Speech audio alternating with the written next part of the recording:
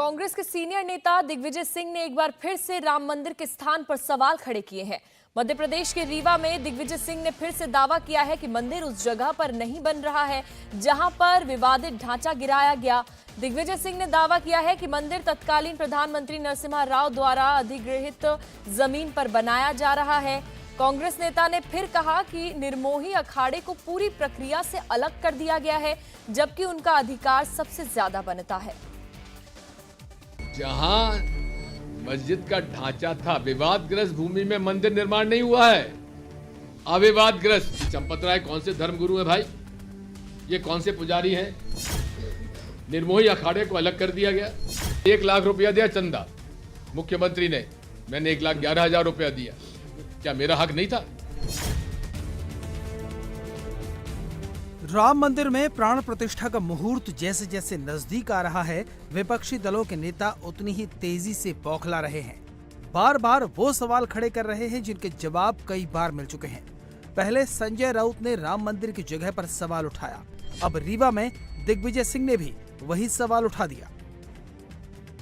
आंदोलन हुआ 1990 के दशक में, राम लला हम आएंगे, मंदिर वहीं बनाएंगे, वहीं मतलब बाबरी मस्जिद जहां खड़ी हुई है वहीं मंदिर बनाएंगे। ये नारा था कि नहीं था? इसका मतलब था पहले मस्जिद तोड़ो, उसके बाद मंदिर बनाओ, क्योंकि जब तक मस्जिद नहीं टूटती थी इनका उद्देश्य पूरा नहीं होता था। क्योंकि मस्जिद तोड़ना उद्देश्य था, मंदिर बनाना इनका उद्देश्य नहीं था। अब जब निर्माण हुआ तो ठीक है भाई, चलो निर्माण करो। तो निर्माण भी कहां हुआ?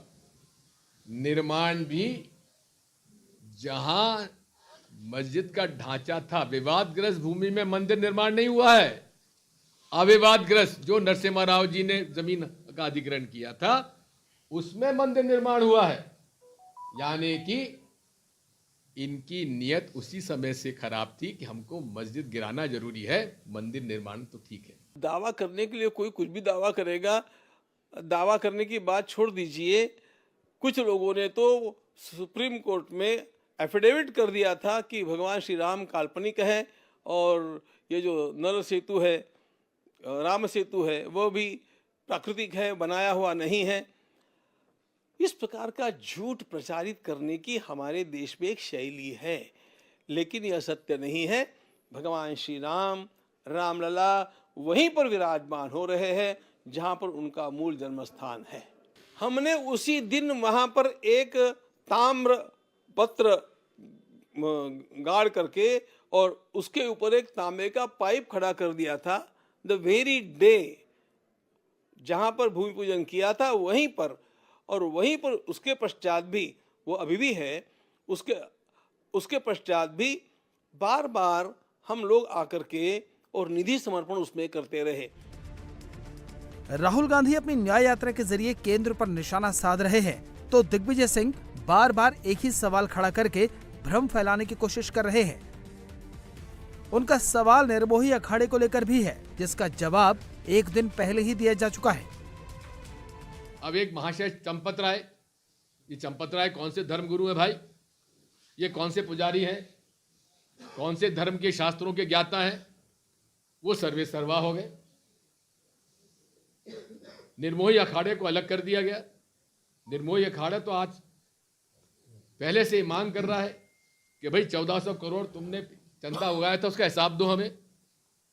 हिसाब मांगने की वजह से उनको अलग कर दिया गया और दूसरे लोगों को बिठा दिया गया। कहने वाले तो कुछ भी बोल सकते हैं, लेकिन हम स्वयं वहाँ आरती में सुबह भी जाते हैं, कभी शाम को भी जाते हैं, और वैष्णव संप्रदाय के ढंग से वहाँ पूजा पाठ हो रही है। धूप दीप नैवेद्य आरती हमेशा चल ही रही। तो हमारी परंपरा को जो मान रहे हैं, तो हमारे ट्रस्ट वाले लोग भी वैष्णव संप्रदाय की परंपरा को मान रहे हैं, तो हमको मानना ही पड़ेगा। कहने वाले तो कुछ भी बोल सकते हैं। ये अखाड़ा पंचायती वाला स्थान है, अखिल भारतीय श्री पंचरामानंदी निर्मोही अखाड़ा। ये पंचों के निर्णय से यहाँ काम होता है। हमारे ट्रस्ट की तरफ से अखाड़े के जितने पंच लोग हैं, सबका निमंत्रण हमारे पास आ चुका है और सबके पास व्हाट्सएप कर चुके हैं, और सब अखाड़े के पंच लोग अखाड़े में आएंगे। और सब में उत्साह प्रेम बना है। दिग्विजय सिंह ने रही सही कसर बीजेपी पर निकाल दी। जब सारे सवालों की हवा निकल गई तो उन्होंने निशाना बीजेपी की तरफ कर दिया। भारतीय जनता पार्टी मूल रूप से धर्म का दुरुपयोग राजनीतिक रूप से कर रही है, लोगों को भड़का रही है, बहका रही है, और उन्होंने तो फूट डालो राज करो कि अंग्रेजों से सीख गए।